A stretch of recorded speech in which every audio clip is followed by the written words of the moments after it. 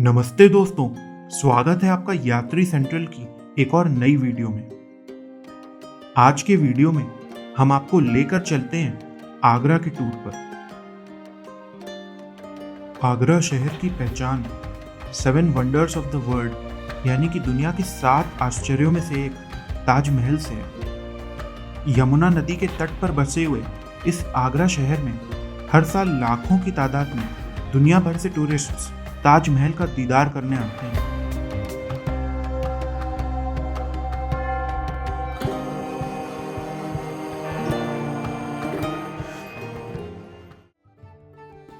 आज के इस वीडियो में आपको आगरा टूर से संबंधित कंप्लीट इंफॉर्मेशन मिलेगी। हम आगरा में घूमने की सभी प्लेसेस, आपकी ट्रिप आइटनरी, आगरा पहुंचना, यहाँ का फेमस खाना पीना, होटल के रेट्स और इस टूर में आपका कितना खर्चा होने वाला है, ये सभी चीजें कवर करेंगे।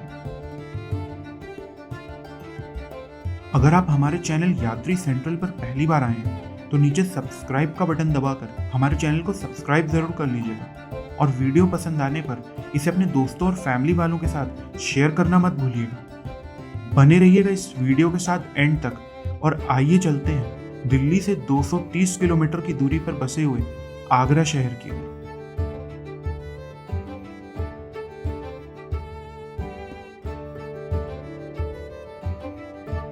दोस्तों, आगरा शहर का इतिहास काफी पुराना है। लोधी साम्राज्य से लेकर मुगलों और अंग्रेजों ने यहाँ पर शासन किया है। बात करें यहाँ घूमने के सबसे अच्छे समय की, तो आप अक्टूबर से मार्च के बीच यहाँ कभी भी आ सकते हैं। अगर आप चाहें तो आप मॉनसून के आसपास भी यहाँ आ सकते हैं, पर यहाँ पर गर्मियों के मौसम में आने से जरूर बचिएगा क्योंकि उस समय दिन का तापमान काफी ज्यादा हो जाता है, तो आपको घूमने में तकलीफ होगी। आइए वीडियो के पहले सेक्शन में बात करते हैं कि आपको आगरा पहुंचना कैसे है। दोस्तों, अगर आप बाई रोड आते हैं तो दिल्ली, लखनऊ, ग्वालियर और आसपास के शहरों से अच्छे हाईवे और एक्सप्रेसवे से आगरा जुड़ा हुआ है। आप बस, कैब या फिर अपनी गाड़ी से यहाँ आराम से पहुंच सकते हैं। आगरा के लिए दिल्ली, लखनऊ और भी आसपास के शहरों से रेगुलर और एसी वॉल्वो बसें चलती हैं। बात करें ट्रेन की, तो आप आगरा कैंट रेलवे स्टेशन पे आ सकते हैं। ये यहाँ का मेन रेलवे स्टेशन है। यहाँ तक पहुँचने के लिए आपको भारत के अलग अलग हिस्सों से रेगुलर ट्रेन मिल जाएंगी। इसके अलावा आप आगरा में 2 और स्टेशन हैं जहाँ तक के लिए ट्रेन ले सकते हैं। इनका नाम है राजा की मंडी और आगरा फोर्ट स्टेशन।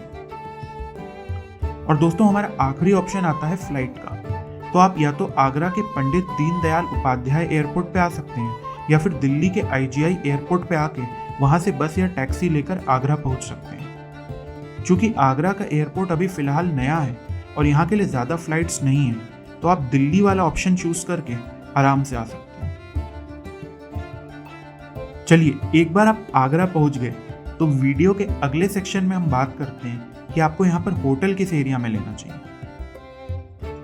दोस्तों, हाल ही में मैंने अपनी आगरा की ट्रिप कंप्लीट की है, तो मैंने ये चीज़ नोटिस की है कि अगर आप ताजमहल के आसपास होटल लेते हैं तो वहाँ आपको बजट रेट में काफ़ी अच्छी सुविधाओं वाले होटल मिल जाते हैं। हमारा जो होटल था वो फतेहाबाद रोड पे था और वहाँ से ताजमहल का ईस्ट गेट वॉकिंग डिस्टेंस पे था। तो अगर आप इस एरिया में होटल लेते हैं तो आपके लिए अच्छा होगा। इसके अलावा आप रेलवे स्टेशन के आसपास के एरिया में भी होटल ले सकते हैं। हाल ही में आगरा में मेट्रो का काम भी बहुत तेज़ी से चल रहा है और कुछ ही दिन पहले ट्रायल रन भी हुआ है। तो अगर आप अगले साल तक आगरा आते हैं तो आप मेट्रो से भी घूम सकते हैं। बात करें होटल की बजट की, तो आपको 800,000 रुपये से लेकर 3, 4 और 5,000 रुपये तक के होटल भी यहाँ पे आराम से मिल जाएंगे। आगरा में कई सारे हॉस्टल के ऑप्शन भी हैं, तो अगर आप सोलो ट्रैवल कर रहे हैं तो आप हॉस्टल प्रेफर कर सकते हैं। इसके अलावा यहाँ पे कुछ होम स्टेज, लॉजेस और टूरिस्ट रेस्ट हाउस के भी ऑप्शन हैं।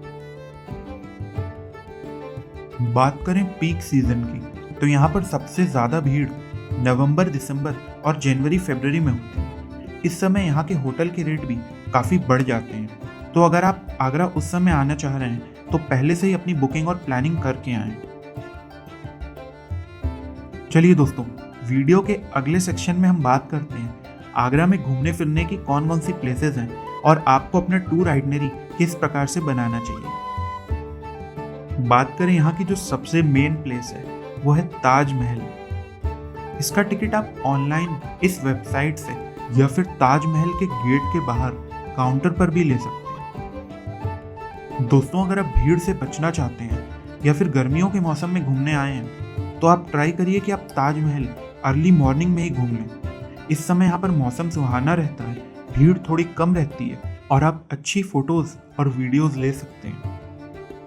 ताजमहल के 2 गेट हैं। आप ईस्ट या वेस्ट किसी भी गेट से एंट्री ले सकते हैं और आपको वहां पर पार्किंग की भी सुविधा मिल जाएगी।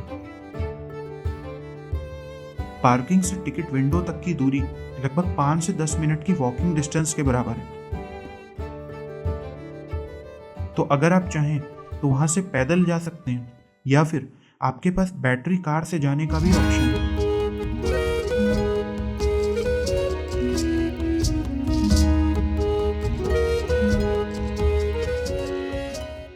टिकट विंडो के आसपास ही आप गाइड भी हायर कर सकते हैं। अगर हम बात करें ताजमहल के टिकट की तो ये 50 रुपये पर पर्सन है। अंदर एंट्री से पहले आपकी और आपके सामान की अच्छे से चेकिंग होती है। आप ट्राई करिए कि आप मोबाइल और कैमरा छोड़ के और कोई भी इलेक्ट्रॉनिक डिवाइसेस अंदर लेकर ना जाइए, क्योंकि इससे फिर आपको चेकिंग में दिक्कत हो सकती है।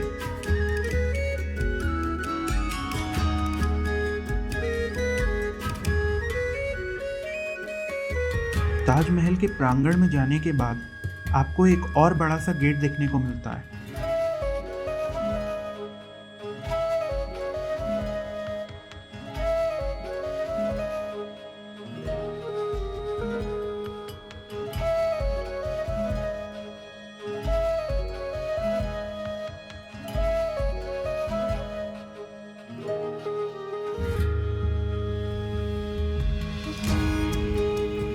और जैसे ही आप इस गेट को क्रॉस करते हैं आपका दीदार होता है ताजमहल से।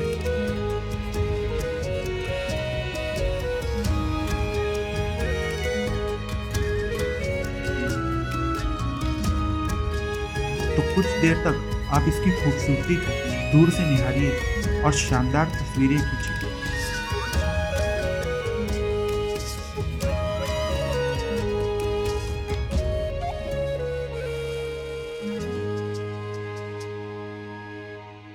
और इसके बाद आगे बढ़ चलिए सुंदर मुगल गार्डन के बीच से गुजरते हुए ताजमहल की ओर।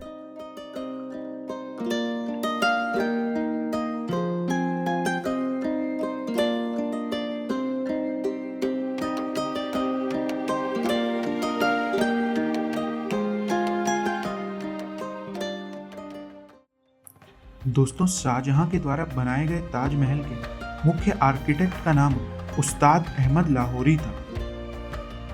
विश्व के 7 अजूबों में से एक ताजमहल को बनाने में 20 साल से ज़्यादा का समय लगा था। इसे बनाने में 20,000 से ज़्यादा कारीगर लगे थे। सफ़ेद संगमरमर से बने हुए इस खूबसूरत मकबरे के पीछे की ओर से यमुना नदी गुजरती है।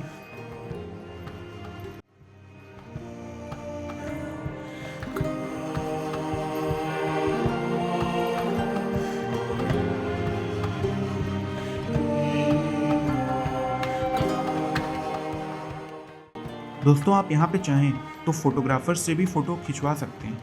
ये लोग अच्छी फ़ोटोज़ क्लिक करके आपको कुछ देर में प्रोवाइड कर देते हैं।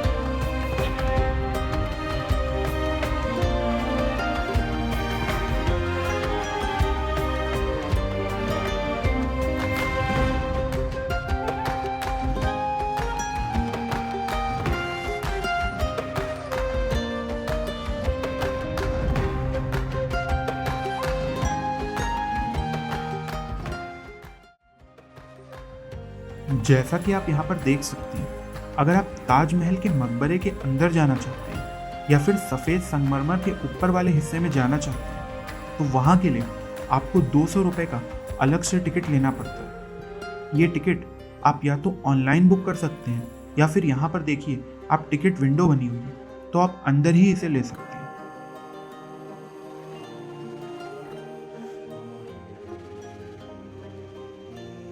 मकबरे के अंदर और ऊपर संगमरमर वाले हिस्से पे जाने के लिए आपको शू कवर भी लेना होता है। ऊपर पहुंचकर आपको वहां से बहुत ही सुंदर व्यू दिखाई देता है। इसके अलावा पास से ताजमहल की खूबसूरती देखते ही बनती है।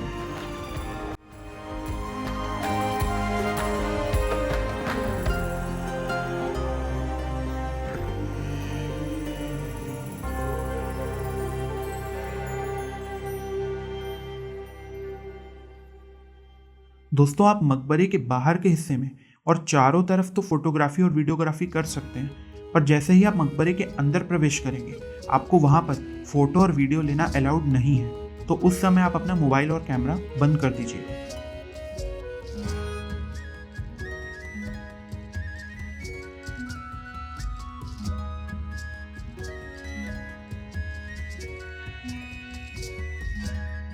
अंदर पहुंचने पर आप पहले जिस कक्ष में पहुंचेंगे, शाहजहां और मुमताज महल की आपको कब्रें दिखाई देंगी। दोस्तों, ये असली कब्रें नहीं है, जो वास्तविक कब्र है वो नीचे बने हुए मुख्य कक्ष के अंदर है।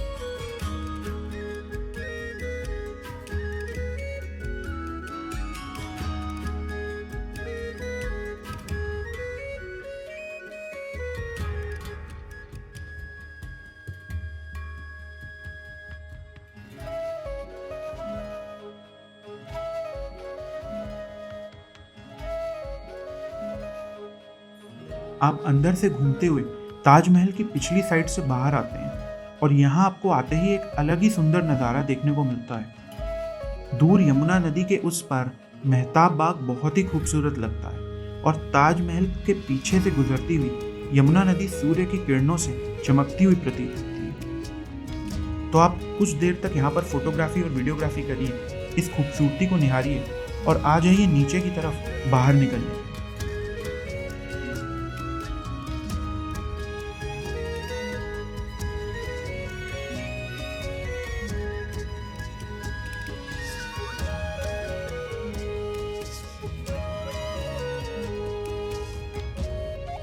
बात करें ताजमहल में घूमने के समय की, तो आपको कम से कम 2 घंटा तो लगेगा ही लगेगा, और अगर आप थोड़ा और आराम से घूमते हैं तो और ज़्यादा समय भी लग सकता है।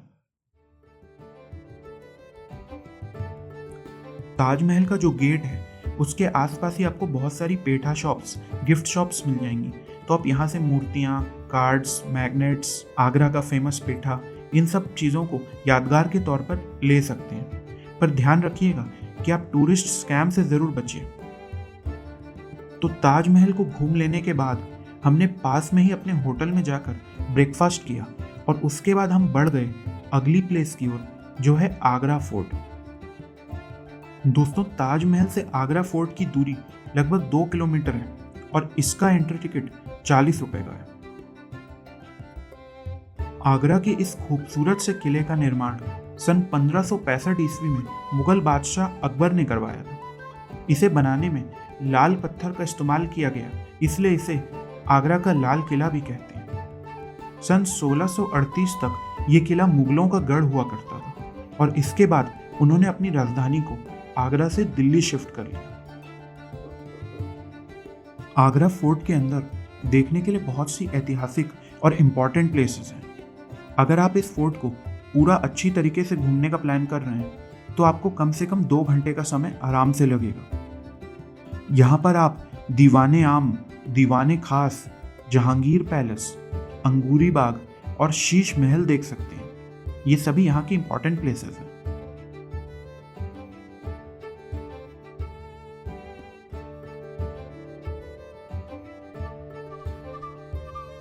आगरा के लाल किले के अंदर ही ऊपरी भाग में पीछे की ओर औरंगजेब ने शाहजहां को कैद करके रखा था। इस जगह से आप ताजमहल और यमुना नदी का बहुत ही खूबसूरत दृश्य देख सकते हैं। इस जगह को मुसम्मन बुर्ज कहते हैं और ऐसा माना जाता है कि शाहजहां ने मुमताज महल के लिए ये प्लेस बनाई थी। दोस्तों, ये जगह दीवाने खास के पास है, तो आप ये भी ज़रूर देखिएगा। चलिए अब आगरा फोर्ट के बाद आगे बढ़ते हैं अगली प्लेस की ओर, जिसका नाम है इदमत उद दौला का मकबरा। दोस्तों इसे बेबी ताज के नाम से भी जाना जाता है और ये यमुना नदी के किनारे पर दूसरी ओर स्थित है। इस जगह नूर जहां के पिता मिर्जा गियास बैग और उनकी वाइफ असमत बेगम की कब्र है। ये मकबरा मार्बल से बना हुआ है और बहुत ही खूबसूरत लगता है। आप यहाँ पर भी आधा से 1 घंटा बिता सकते हैं। यहाँ का जो टिकट है वो 30 रुपए पर पर्सन है। इदमत उद दौला घूमकर आप बढ़िए अपनी अगली प्लेस की ओर, जिसका नाम है अकबर्स टॉम्ब सिकंदरा। दोस्तों ये लाल पत्थरों से बना हुआ एक मकबरा है जिसके अंदर मुगल सम्राट अकबर और उनके परिवार के कुछ अन्य लोगों की कब्रें हैं।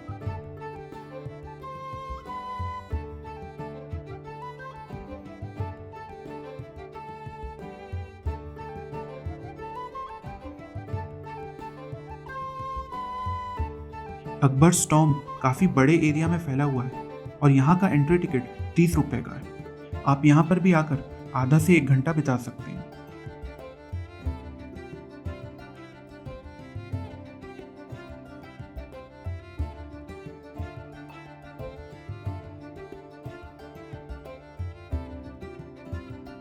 आइए बढ़ते हैं आगरा की आखिरी प्लेस की ओर, जो है मेहताब बाग। दोस्तों ये सुंदर गार्डन ताजमहल के ऑपोजिट साइड पे यमुना नदी के उस पार बना हुआ है। ये ताजमहल के व्यू पॉइंट के तौर पे फेमस है और अगर आप चाहें तो यहाँ से बहुत सुंदर फोटोशूट्स भी करवा सकते हैं। कई कथाओं के अनुसार ये वही जगह है जहाँ पे शाहजहां ब्लैक कलर का ताजमहल बनाने का प्लान कर रहे थे। चलिए दोस्तों, तो ये सभी प्लेसेस तो हो गई आगरा की लोकल साइट सीइंग की। अगर आप अपने दिन की अर्ली शुरुआत करते हैं तो एक दिन में भी इन सभी प्लेसेस को कवर कर सकते हैं। अदरवाइज अगर आप एक दिन पहले दोपहर में या शाम को आते हैं तो एक दिन का नाइट स्टे करके आराम से इन सभी प्लेसेस को घूम सकते हैं। अगर आपके पास एक दिन एक्स्ट्रा है तो आप आगरा से लगभग 40 किलोमीटर की दूरी पर बसे हुए फतेहपुर सीकरी जरूर जाइएगा। दोस्तों ये ऐतिहासिक शहर कभी मुगल साम्राज्य की राजधानी हुआ करता था। यहाँ पर आप बुलंद दरवाजा देख सकते हैं जो कि दुनिया का सबसे बड़ा गेट है। जमीन से इसकी हाइट 51 मीटर है। इसके बाद आप यहाँ के जामा मस्जिद, शलीम चिश्ती की दरगाह, पंचमहल और जोधा भाई महल घूम सकते हैं। आपने बचपन में अकबर और बीरबल की बहुत सी कहानियां सुनी होंगी, तो उन्हीं बीरबल का यहाँ पर घर है जिसे बीरबल हाउस नाम से जाना जाता है, तो आप वहां भी घूम सकते हैं।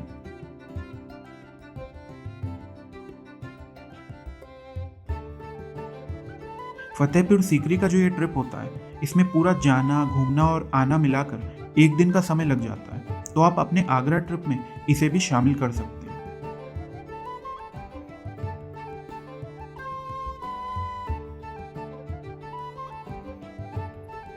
आइए बढ़ते हैं वीडियो के अगले सेक्शन की ओर और हम बात करते हैं आगरा में खाने पीने के ऑप्शंस की। आगरा अपने पेठा के लिए बहुत फेमस है। आप जब भी आगरा घूमने आएंगे आपको जगह जगह पर बहुत सी शॉप्स अलग अलग वैरायटी के पेठा बेचते हुए नजर आ जाएंगी, तो आप यहाँ पर पेठा जरूर ट्राई करिएगा। आगरा में आपको केसर पेठा, पान पेठा, अंगूरी पेठा, चॉकलेट पेठा, पाइनएप्पल पेठा, कोकोनट पेठा आदि सैकड़ों टाइप की पेठे के फ्लेवर्स और वैरायटीज मिलेंगे। इसके अलावा आगरा का मुगलई खाना, पराठे, दालमोट, जलेबियां, टिक्के और आलू की सब्जी के साथ बेड़ई काफी फेमस है। आप अपनी ट्रिप के दौरान इन सभी चीजों को एक बार जरूर ट्राई करिएगा। अगर आप खाने पीने के शौकीन हैं और आपके पास शाम को समय है, तो आप आगरा में हाल ही में खुले हुए आगरा चौपाटी पे जा सकते हैं। इस जगह पर जाके आप अलग अलग प्रकार के खाने पीने के आइटम्स ट्राई कर सकते हैं और लाइव म्यूजिक का आनंद ले सकते हैं। शाम के समय यहाँ की रौनक देखने लायक होती है। बात करें आगरा के अंदर लोकल ट्रांसपोर्टेशन की, तो अगर आप चाहें तो आप एक दिन के लिए कैब बुक कर सकते हैं।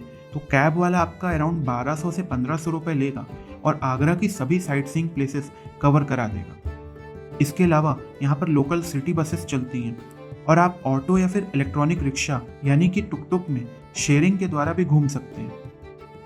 अगर आप ऑटो रिजर्व करके सभी 4 से 5 प्लेसेस घूमते हैं तो वो अमूमन 600-700 रुपये लेते हैं और आपको सभी प्लेसेस कवर करा देते हैं। अगर आप फतेहपुर सीकरी जाना चाहते हैं तो फिर आप बस या फिर प्राइवेट कैब एक दिन के लिए बुक कर सकते हैं। आगरा में आपको स्कूटी या फिर बाइक रेंट करने का भी ऑप्शन मिल सकता है, तो आप इनसे भी घूम सकते हैं।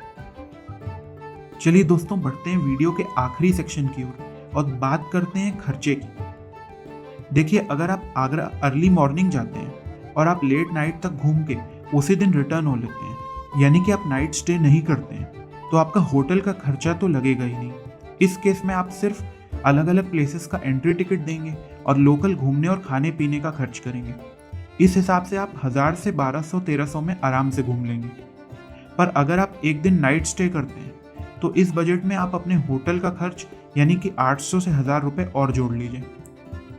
दोस्तों, ये सभी किराए हमने एक इंसान के हिसाब से बताए हैं। ऑटो ना लेके कैब लेते हैं तो आपका खर्चा बढ़ जाएगा। इसी हिसाब से अगर आप ज़्यादा लोग हैं तो उसी हिसाब से खर्चा भी बढ़ेगा। बात करें अगर आप फतेहपुर सीकरी भी जाते हैं तो आपको 2 से 2500 रुपये अलग से कैब वाले को भी देने पड़ेंगे। दोस्तों, इन सभी खर्चों में हमने आपके शहर से आगरा पहुंचने तक का या वापस जाने का किराया नहीं जोड़ा है। आगरा शहर भारत के गोल्डन ट्रायंगल टूरिस्ट सर्किट पे आता है, जिसमें कि आगरा, दिल्ली और जयपुर शामिल है। तो ये था आगरा का एक कंप्लीट टूर प्लान। दोस्तों, अगर आप आगरा का ट्रिप प्लान कर रहे हैं या फिर आपके फ्रेंड्स एंड फैमिली मेंबर्स यहाँ जाना चाहते हैं तो उनके साथ ये वीडियो शेयर ज़रूर करिएगा और सब्सक्राइब कर लीजिएगा हमारे चैनल यात्री सेंट्रल को, क्योंकि इस तरीके के वीडियोस हम आपके लिए लाते रहते हैं। अगर आपके मन में कोई भी सवाल या डाउट है तो आप नीचे कमेंट सेक्शन में हमसे पूछ सकते हैं। इस वीडियो के बारे में आपका क्या फीडबैक है वो भी लिखना बिल्कुल मत भूलिएगा। आप हमारी वेबसाइट, जिसका लिंक नीचे डिस्क्रिप्शन बॉक्स में है, वहाँ पर जाकर आगरा के बारे में और जानकारी ले सकते हैं। मैं मिलता हूँ बहुत ही जल्द आपसे एक नए वीडियो में। तब तक आप लोग घूमते रहिए और सुरक्षित रहिए। जय हिंद।